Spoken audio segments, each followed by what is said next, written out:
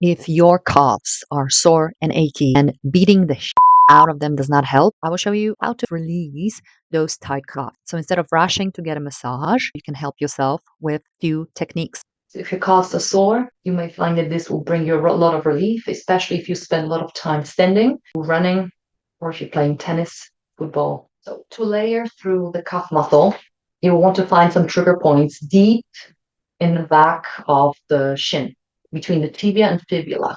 There is a layer of muscles that move the toes. You've got the muscle that flexes the big toe, muscle that flexes all the little toes, and also a muscle called tibialis posterior that actually does the inversion movement.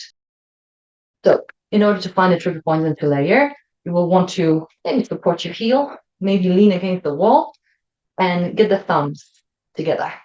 You're going to be slowly looking for that midpoint in the back of the calf when the foot is relaxed, the toes are kind of pointing to the floor, and press in. You may find some tenderness, and you can pull.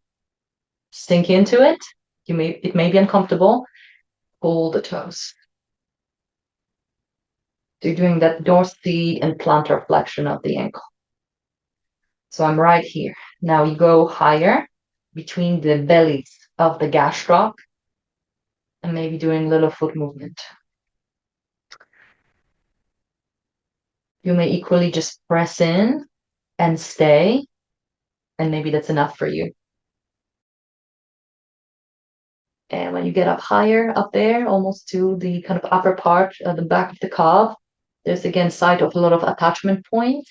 If you wiggle a little bit more to the right, or if you go a little more to the left, see if you can find tender spots.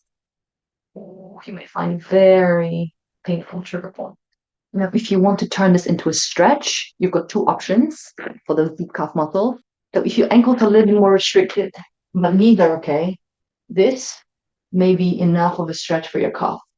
This or this.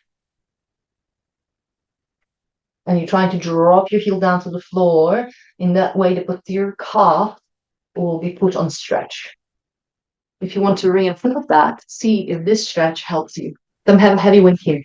I'm having a 15 kgs. You can obviously have a smaller weight, but something sturdy, and you get your toes up against the weight.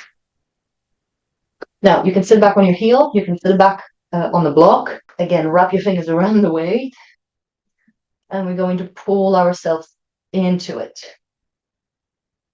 So that will get your flexor digitorum and also flexor pollicis longus. You can do it this way.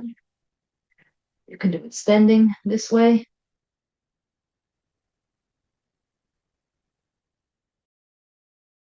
All right, I hope that helps. Please share with a friend, subscribe for more content, and thanks for watching. Ciao.